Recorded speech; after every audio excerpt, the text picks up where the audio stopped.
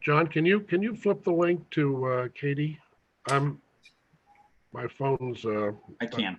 It's not cooperating. I can. Just one moment.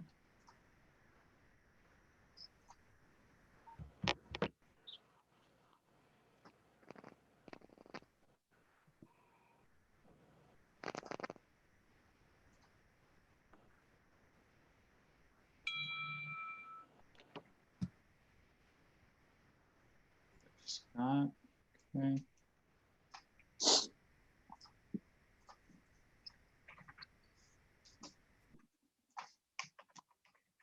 You said she just found it. Oh, okay. I also just emailed it to her, so Okay. have it twice. All right. Well, let's go ahead and get started. Call to order the special meeting of the Easton Board of Education, Tuesday, March 31st at 7:04. First order of business is the approval of the minutes from March 10th, 2020. Entertain a motion to approve the minutes as written. So moved. Seconded. Okay, that was Randy. Okay, do I have a second? Yeah, John, second. Gretchen, second. Okay. Any discussion? All in favor, say aye, or wave your hand or do something like that. Aye. Aye. Okay, very good. Very good. Next we have is public comment. Can the public who is on hear me, John? Yes. Okay, I'm going to ask that you please give your name and address slowly and clearly, and that due to the nature of the meeting, I'm going to limit your comments to 2 minutes. So, do we have anyone who would like to share in public comment? Adam, I saw your hand was raised. I don't know if that was from our test or if you're raising it now for real. Good. Raising it for real. Okay. Adam Parker, 70 Wedgewood Drive. Just really two comments. One positive, one is more of an observation, and the other is a question, which I don't know that you are free to answer, but I'll just throw it out there if you want to comment on it at any point during the meeting. But my first comment is how impressed I am, and also just the level of credit I've got to give everybody from Dr. McMorran on down to all of the teachers, given the situation that we're in, the ability to mobilize, create a distance learning curriculum and execute it in under a week is just insane. And Dr. McMorran, I think you've been concise and very clear on what the expectations were going to be in terms of the clunkiness and some of the pain that might be felt. And my experience personally, I can't speak for everybody, is that it's probably been less so than what you've even braced people for. So there's that. My observation, again, is just based on my observation, and it's an opinion, but I am shocked and slightly disgusted at the amount of criticism that people are putting out there about the process and how it's unfolded on social media, because these are coming from people that, quite frankly, I've never seen at a board of ed meeting.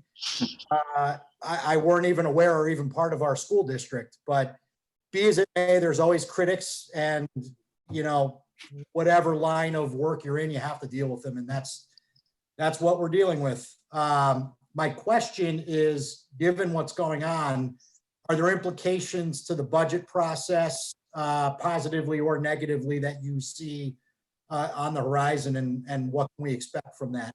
Thank you. Thank you, Adam. Any other public comment? You can raise your hand in the participant window, or you can turn your video on and just wave at us, and we can look for you there as well.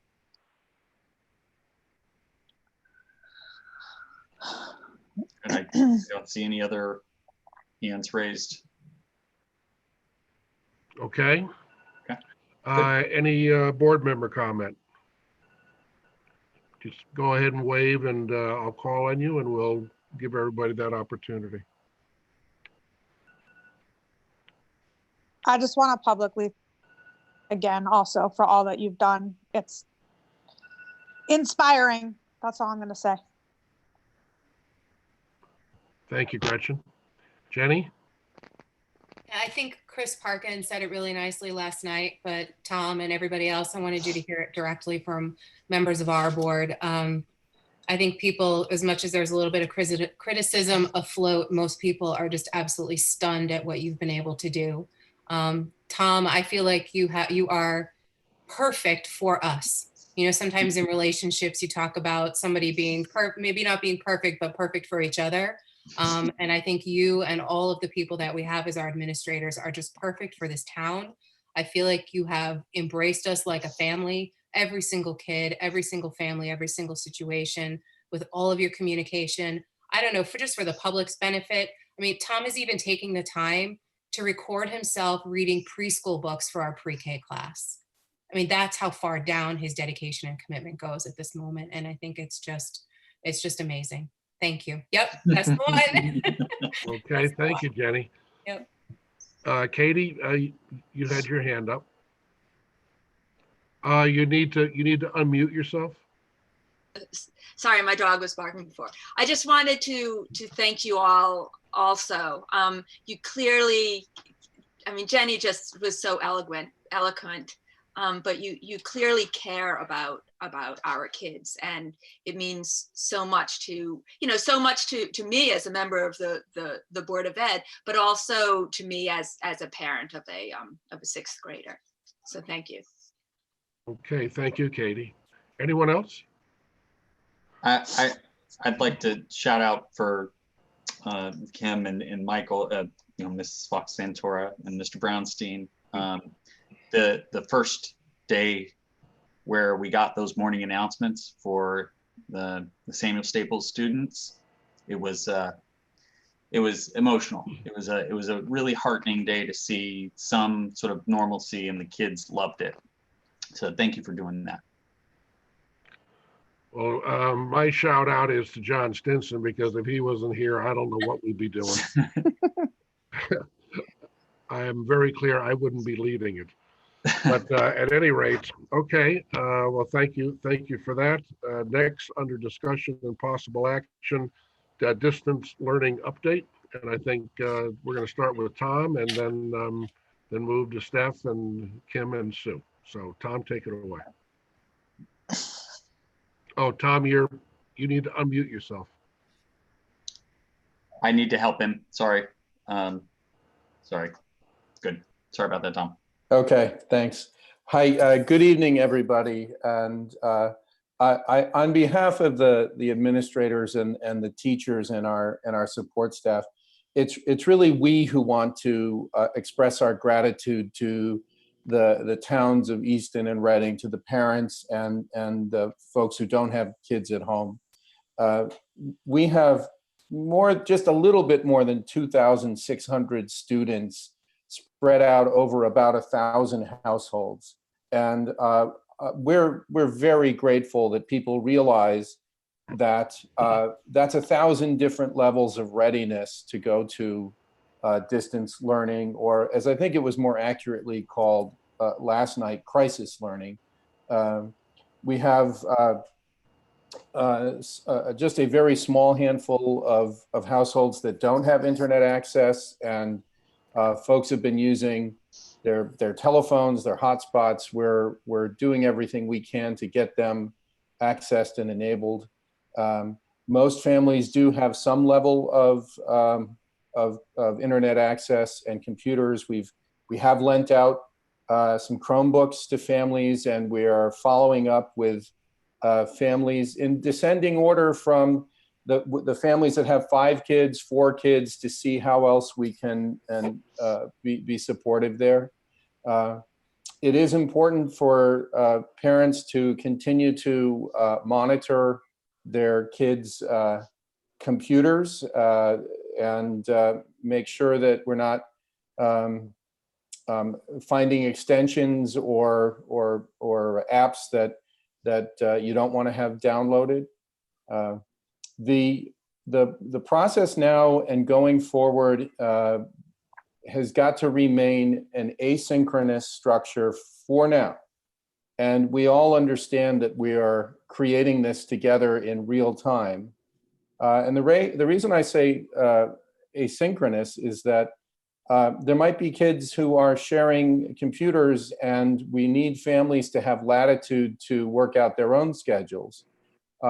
We administrators have talked about we're in awe of families that are, both parents are trying to work from home and they're trying to help their kids and they're interfacing with us. And actually, I'll offer the community an apology because I think we're sending you a lot of emails if you have kids at home, a lot of attempts to communicate, and we understand everybody's inbox is overflowing. But I also want to make the point that we have always consistently said in Easton and Reading that we are committed to the wellness of the entire child. You look at our language, you look at our guiding principles. It's not just stuffing knowledge into the heads of kids. It's the head, the heart, and the hands. And we know that our teachers and our students are missing each other. We know that this is not the ideal means of exchange, and that there's some anxiety or fear connected to it, and people are all, as long as we all keep remembering, this is a community endeavor. So we believe that the majority of our kids are getting regular assignments. One of the discussions that we're having is what's the appropriate amount of expectation and work. Clearly, what we expect from a 3, 4, 5-year-old is different from what we expect from a 16, 17, 18-year-old. And the high school is functioning pretty well, we think. We have more than 95% of kids that are in there regularly, as far as we can tell. If there are families that are not responding to us, we are following up with them through phone calls or other means to make sure that they are getting our communications. So we think we are making good progress at this, and I further thank the board and the community for giving us some more professional development time. We're taking 300 plus teachers and asking them to acquire a whole new set of skills in a handful of days, and I'm really very proud of the can-do spirit that we're seeing in each of the 5 buildings. I think it might be worthwhile to have both Kim and Susan tell us about their perceptions of the elementary and middle school, and then have a few minutes from Dr. Pearson-Ugal, who is managing and organizing the plan and leading us all through this. And then maybe come back to me. There's a few things I need to tell you from the state's perspective. So if it's okay, maybe we could go to Kim Fox. Sure. Kim, take it away. Welcome to my home. John, thank you for unmuting me. There aren't many powerful people in this world that can stop me from talking. So with appreciation, thank you for unmuting me. I actually am incredibly encouraged by what I see. Tom summarized it beautifully. The teachers didn't have an awful lot of background in distance learning. And in one day, Friday, March 20th, they really locked arms and tried to figure out a way that they can be consistent with the curriculum and doing it with review materials so kids could practice the different technologies. I thought was a really smart way to go for them. As we're 2 days in, I've conferred with all of the classroom teachers, all of the essentialists. I've seen all of the daily lesson plans. I'm writing on students' work so that they know that I'm there looking and enjoying their participation in what they're presenting to their teacher. From what I'm hearing from parents, by and large, everyone is very, very happy. The parents that have expressed some concerns, I think are they're either challenged by the technology because there might be a varied forms of platforms that a particular teacher is introducing, or it's because their youngster is either not yet a reader or a struggling reader. So the degree to which they have to support that young reader because they can't read the directions, they can't operate the tools independently, I think has been some frustration. And the third source, I think we're being compared to other districts who were a week or two ahead of us. And what I have explained to the parents who have at least reached out to me is what I think we've done well is be well paced and very thoughtful, particularly about the student privacy agreements that different platforms need to sign and agree to. I think once parents recognize we really didn't go to college to learn this, we did this in one day, and how quickly we've evolved from week 1 to week 2, in my view, is exponential and incredibly worthwhile. I think teachers have expressed some insecurity about being imperfect on these recorded lessons. But I've watched them, literally watched them reading books and growing, their comfort is growing in being videotaped, hearing themselves and seeing themselves in their makeshift offices when the cat walks in front of the keyboard. But the growth has been big, and I have no reason to believe that that's not going to continue. So in truth, I'm enormously proud of where they are. Thank you, Kim. Any questions for Kim before we jump to Sue? Sure, Jenny. Kim, I just have a question about when do you expect there to be, again, thoroughly pleased, wholly impressed, nothing but praise for everything that's going on, but just curious a little bit about plans for feedback. We're kind of churning away and doing all of the plans and checking all the boxes and sending everything out. I feel like we're pushing a lot out there. Yeah. The piece that's missing for me right now is, like we worked on an opinion paper last week and Drew was all proud of it and we send it out there into the abyss, but that when you think we might expect, a comment back or a, hey, good job, or, I got your paper, Drew, I liked this, and I'm not talking about anything exorbitant or really time consuming, but it actually is bigger than you realize. So I know I'm sure it's a hurdle of technology to get over. So that's why I'm asking, when do you think we might see that? In fact, a lot of the teachers in the common planning times that I've attended, all of them have acknowledged making mistakes in Google Classroom. Mm-hmm. How they posted things and the way kids answered and the mistakes and how they phrased the question meant teachers going in and manually changing things. I couldn't begin to tell you the number of mistakes, but we're learning as this is unfolding. There is a certain art to how you post an assignment and how you can provide feedback so that it is confidential to the student and the entire class doesn't see. So when I'm going to tell you that I don't know, I can tell you they have learned a lot from making mistakes. And I would not be at all surprised if the 4 or 5 teachers together come together in confidence with one another that says, I messed this up. I said it wrong. I delivered it wrong. I presented it wrong.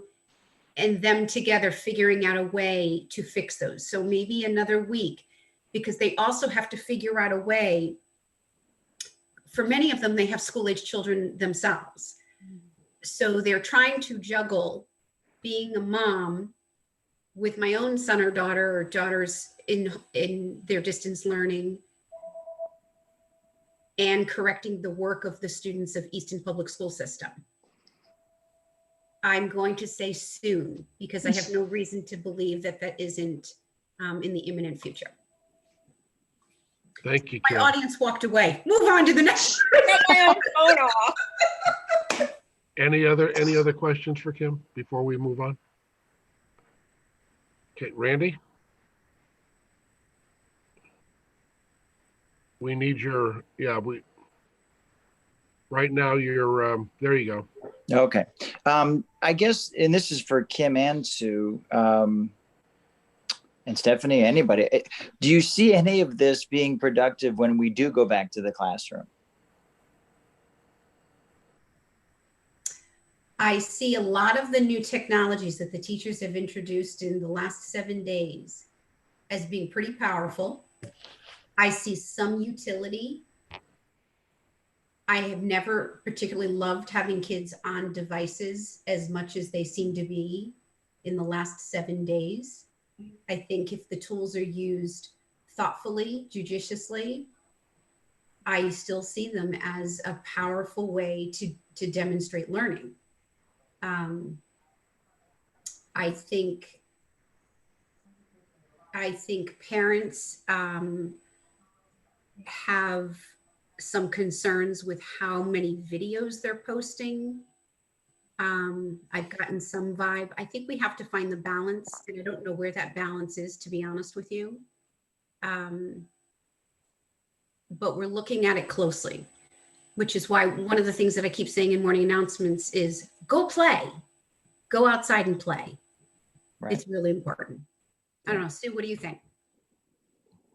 I think there's a tremendous opportunity for what we're going to be learning over the next few months, Randy, for this to really change what we do once we get back into the building, especially in some of the tools that teachers are trying out and kids are now using to explain their understanding of things. We're in the infancy stage right now, but I'm already seeing some things that make me think big changes can come. I think if it's my turn now to give a little summary. Yes, please do. Kim and Tom already said a lot of what I would have said. I just want to express how grateful I am to Stephanie and Tom's leadership to guide the whole admin council to do this in such a thoughtful, safe way. And I appreciate the pace at which we're going at this. I think it's the right pace. I think I remember like for years now, trying to say, how are we going to take our school system and really change it and get kids ready for the future? We've been talking about this and really working at this. And then we were forced to do it very quickly. And I think we're going to make changes that we will ultimately, Randy, going back to your question, impact student learning in the future. I am in awe of the Helen Keller Middle School staff. There are a lot of teachers who are not digital natives who jumped in head first. They had no choice. And what they were able to get started last week is nothing short of magnificent, in my opinion. So I know it's slow for some people. It's not enough for some people, but yet other parents are communicating that it's a little too much right now. So there's a balance that we'll have to reach.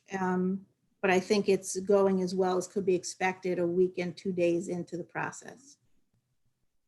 Any questions for Sue? Sue, I have one. Based on where you are today, where do you think you'll be, or where do you want to be 2 weeks from now? It's a great question. And if you asked it the other way 2 weeks ago, where did I think I'd be right now? I could have never predicted this. The answer is, I think we are going to evolve faster than I think we will, Jeff. And I think once we're assured that all the kids in Helen Keller Middle School are able to get involved where they are in their homes with their situations, I'm really cautious about the stress everyone's under. I'm looking at Gretchen's face. I know what her husband does for a living. I mean, it's a tremendous time right now. So Jeff, I think the answer to your question is much further along than I can anticipate today is my prediction where we'll be in 2 weeks. I've got one other question that's for Kim and for Sue. Do we have any student that is not on board yet? It doesn't have the hardware or doesn't have the internet, or is there, I just don't want anyone to fall through the cracks. So we, at Helen Keller, if I could just finish up, Kim, I'll give it back to you. We are aware of a student who does not have internet access, and the team of teachers, when Annie and I spoke with them last week, within a day, put together a bunch of materials that we were able to mail to the student immediately to have the student engaged until the hotspot comes in to central office and we could deliver it to that child. Other than that, everyone is now with technology. Okay, thank you. You're Kim? welcome. I have one student who has answered the attendance question 2 of the 7 days, but hasn't submitted any work. We've emailed both emails, mom and dad, we've made calls, and we haven't been able to make contact with the family yet. Okay, okay. I think, Steph, we'd love to hear how we're doing from your perspective. You know, so much of what I'd like to say has been shared already. So I will again express my sincere gratitude to our tremendous teachers who have absolutely done a 180 and transformed the way that they deliver content to our students, doing their best to personalize and engage. And my thanks to our Easton families for their understanding, for their flexibility, and knowing that this was not going to be a perfect ride, but we're going to figure things out as we go. Okay. And then finally, to our leadership team, I think that we're certainly all in this together as an administrative team. We have a get together every single day, and we raise questions and talk and try and problem solve as a group. So I can't believe how far we've come in such a short period of time. And I will just add that I do my best to be guided by what we believe, what we value as an organization when we are a regular brick and mortar community. So when we go back to our vision and our mission and our belief statements, that's what needs to guide us. And then we do our best to adjust the instructional model so that we can still stay true to the vision and the mission. And I think that that's been important guidance when questions come up about difficulties that students might experience. And it's not a big surprise that especially our young learners might struggle with a laundry list of activities when that's such a departure from what we know is developmentally appropriate at a different age. So I am working to try and refine the match that we have for our methods with the age of the group, and moving forward to look at the curriculum pacing and begin to monitor our progress so that we can figure out exactly where we are compared to where we would typically be with our assessment benchmarks. Okay, thank you, Steph. Any questions for Steph? Okay. Jen Del Conte, I would love to hear from you. Yeah, I can't imagine the challenges that you have working through the special education opportunity to learn that you're working on. Can you share some thoughts? You're right. The special education has been a challenge, but we have a tremendous faculty, and I think they have risen to the occasion of really advocating for their students. In fact, we talk with them almost every day. You know, they've asked for us to brainstorm with them. So just to give you a perspective, it is not uncommon for one special ed teacher to have to manage almost 20 different Google Classrooms because we have to protect the confidentiality of every student. So they are, trying to manage the magnitude of having to modify all of the assignments. we've been working very closely with other districts that have taken on digital learning. And I'm comforted to know that what we're doing is right for kids. We are taking a very conservative approach. We believe in listening to where the families are, supporting them where they are at the moment and working with them to the next level. I think we have a very collaborative approach. I think when we go back to the bricks and the mortars of school, I think we're going to have a very strong and cohesive team. We're already strong. I think that can only make us stronger as a department and as a faculty. Okay. Questions for Jen?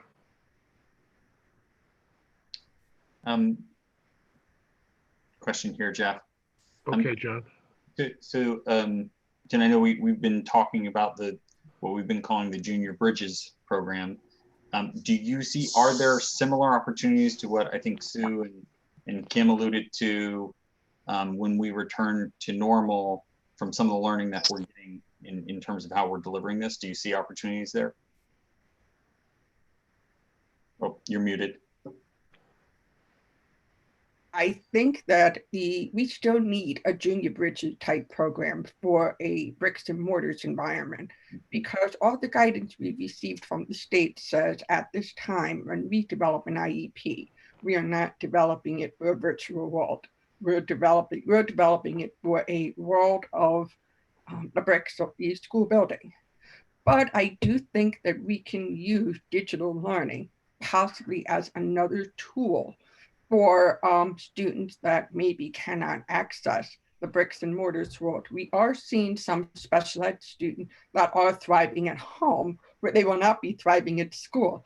But the question becomes is, one of the things we do is we have to interact with people. I mean, that's just who we are as a, we need to interact with people. So interacting with the virtual screen maybe only feeds into the disability and it doesn't really help the child connect with another person. But I do see the potential for this as being another tool.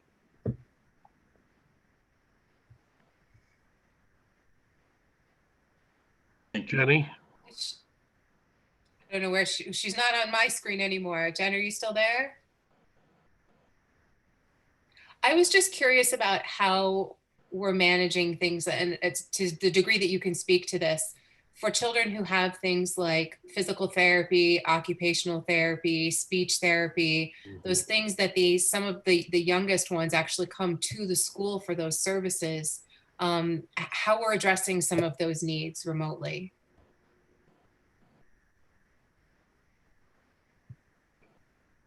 Jen, you're muted. I am? Okay, well, right now what we're doing is we're taking the same approach as we would with the special education teachers. We have asked all of our therapists to provide home activities for students. So for kids that we are about to age out of OT, physical therapy, occupational therapy, we give them gross motor activities, and we've been encouraging them to go outside, like Ms. Fox Santora says, go out and play. How do we promote gross motor activities? For speech and language, as Tom said, we're primarily using an asynchronous approach, which means we give them handouts to work on. We've asked all of the therapists to check in by phone, to check in with the families. We've been encouraging them to put the child on the phone for speech, maybe have them read a speech passage and they can collect data that way. I know that other districts have gone to a virtual learning platform. I'm a little hesitant to do that because I think there's a cold and impersonal feel to them. Whereas one of the draws to Easton is that community feel, and the student would like to be able to interact directly with their therapist. So we are working through some of the challenges of therapy. But right now we're using it through handouts, worksheets, and using the child's Google Classroom. Thank you, Jen. Any other questions for Jen? Jen, I have one for you. Is there an opportunity to make up some of these lost hours for OT and PT at our summer school? There is. One of the state guidance that we received says that when we return to a brick and mortar world, we will have to have the discussion of compensatory services. Okay. So it is very possible that we may be seeing an uptick in summer school experiences for students with special needs. That's why we've asked the teachers to thoughtfully collect data, make sure that you have those connections with students so we can see that they continue to progress. Got it. Okay, thank you. Thank you. Any other questions for Jen? And Tom, I'll turn it back to you. You said you wanted to round this up, but you need to get unmuted. Yes, thank you. So from where of course each district is looking to Hartford for direction. So we've had opportunities to interact with the Commissioner of Education and the Governor. I think in the next week and a half, I think certainly within 10 days, we'll have more direction from Hartford on a variety of things. One of them being how long we will have all of the school buildings closed. And I think we have to be prepared for it to go longer than the currently stated date of April 20th, which the governor picked a couple weeks ago. But I think we have to be shifting into maintenance in the current program and expect that we won't be back into the buildings soon. We know that the progression of COVID-19 in Connecticut is still heading towards its crest, its peak, and that is also probably 10 or more days away. And so we'll have to gear our modifications and adjustments to the health of the whole community. There are a lot of questions that folks are now asking that make perfect sense. Things like, how are we going to grade the students? What would a report card look like by the end of the year? What counts, what doesn't count? And those are all things that we are working on regionally and at the state level to come up with common sense answers to. I think the theme will continue to be not to penalize children in any way that they're not responsible for. And clearly not being able to be in your classroom with your teacher will need accommodations on our part. The two elements of this distance learning undertaken that are most on my mind are how to protect the privacy rights of all of our students and teachers and families. And that's where we will continue to appeal to people to think that when we're in session, kids aren't allowed to take out their cell phones and videotape a class, and the same will obtain here as we move forward. So that's protecting the rights of everybody is high on my mind. And then, as Jen Del Conte was saying, thinking about our students with special needs and how to best provide for them in compliance with all of the legal protections that are built around educating a child who has special needs, and doing our best to maintain a continuity of instruction. We've had a lot of conversation behind the scenes about ensuring that we're not doing one set of things for the general ed, the typical ed population, and a different thing for the special ed students. We want them to feel totally committed and part of our learning community. And that's one of the messages that we're sending to our teachers. Do what you can to be inclusive. And so if you think about it, the two things will come into conflict to a certain degree, because being perfectly private and not being in any sort of community is the best way to ensure privacy, but that's also not being part of community. So how do we balance those things? That's what we're thinking about and trying to work on. We're shifted now into learning for not days or weeks, but probably a couple of months. And that's where we're going to have to continue to invent this as we go. And I do encourage parents to, if something doesn't feel quite right, an assignment or a task or a message or something, to just take it right back to the teacher with a, help me understand. I'm not sure I'm getting this, that I really do encourage that flow of communication. I can tell you as a teacher that the teachers are feeling that their strongest ability to work with kids is when they're in the room together, and it's painful for both the teachers and the students not to have that direct connection. But don't be concerned about emailing or texting or chatting or asking for a call, because the teachers, you know, the meetings we're having, they really love your kids and they miss your kids, and so we got to work that out together. So that's, I think, about all from me. Okay, Tom, thank you very much. If there aren't any other questions, we'll move on to the next thing under discussion and possible action, which is the update on the bus contract. This is a very dynamic and ever-changing situation.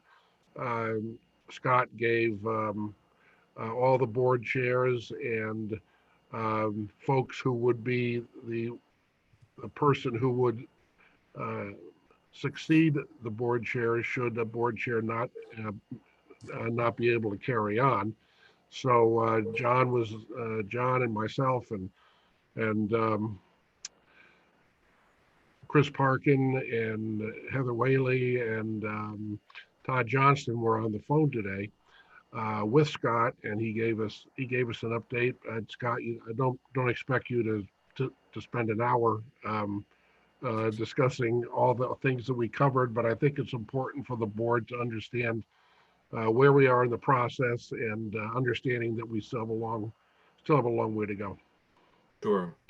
As you say, it has been a fair amount of back and forth over the last week or so, starting, of course, with understanding the contract that we have with First Student. Our contract is actually quite clear, and it's very strong.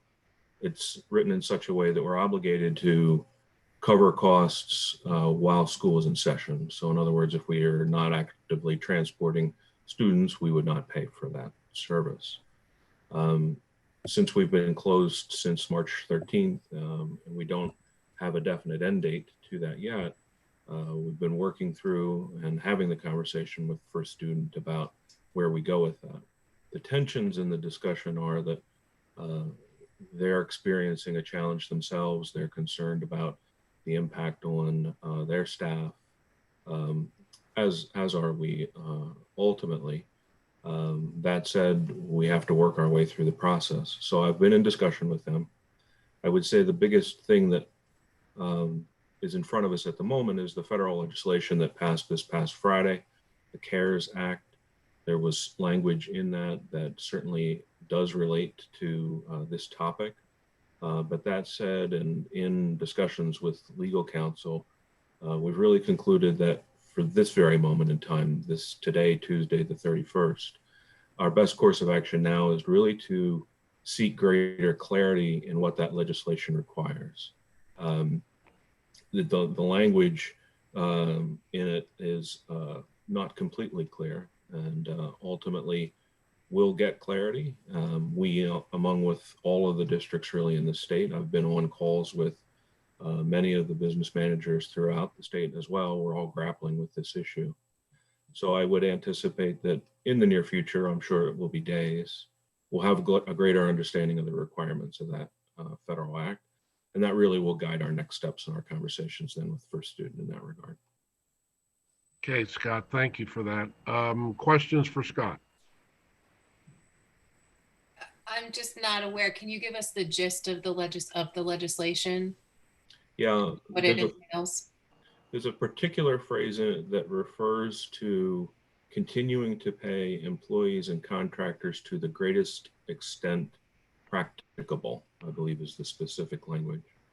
Now, I haven't obviously gone through the bill like our legal team would. I'm told that that language is contradictory to some other areas in the law. And there are some implications of that language that imply that there's some parameters to what the greatest extent practicable would mean, but those things aren't known at this point.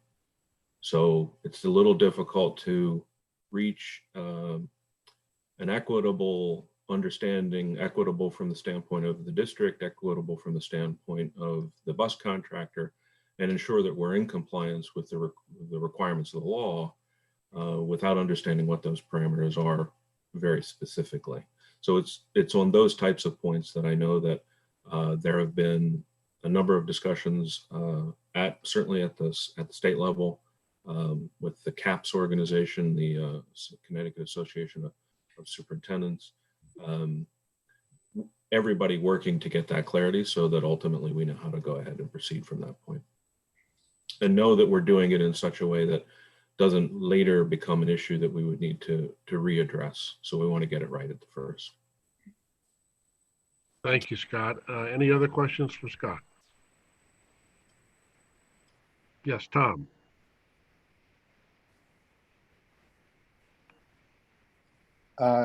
Yeah, I just this is a parallel conversation that we're having with Scott is what we're having with the state about the obligations we have to pay some of our vendors or service providers who are not actually at the moment providing us with service, and that's why the CARES legislation has to be clarified. And we are working with our lawyers to make that as advantageous to the districts as we can. The other question, kind of a related question, is the degree to which we're obliged to pay some of our special ed service venues where we have kids outplaced. Many of them are actually doing remote instruction, but some of them aren't, and that's another area for us to look into. I waved in because I got to tell you the amount of just contemplate for a minute the impact on financial management for the district in the last 2 weeks. And Scott's been an absolute champion in just up early and at it all day and staying at it late and putting us in the best position that we can be. We know that there'll be some savings to us over these weeks and months. For instance, our electricity bill should be going down. There are other expenses that we're going to have to look at how much we budgeted and make sure that we are keeping things up. We are relying heavily on legal counsel in both special services and general business management at the moment. And we know that the boards of education, the boards of finance are keen to know how things are going, but I feel like we're in really good hands with Scott pulling that all together. Remember, he doesn't have his secretary within shouting distance at the moment. So my thanks to him. I don't know, just one more thing that I can raise for the board. We are in the month of April is generally when we do non-renewals of faculty members who are non-tenured and may not be staying with us. And I'm raising this because we won't know until the Board of Finance or the Board of Selectmen sets our budget whom we'll be able to afford next year. So we might be needing an additional special meeting for the Easton board in the last week of April to handle any of those potential non-renewals. I can't tell you what I don't know at the moment, but I, like everyone else, would be eager to know what our operating budget is going forward. And I am highly, highly cognizant of the impact that this has had on Easton and Reading, folks that have had their income streams either curtailed or even, cut off. So that's a conversation to be had at some point. Thank you, Tom. I think it's also worth noting, if you check your email, you'll see that the Board of Finance has put out for all to see what the budget looks like, what the details are, what the education piece is, what the town piece is.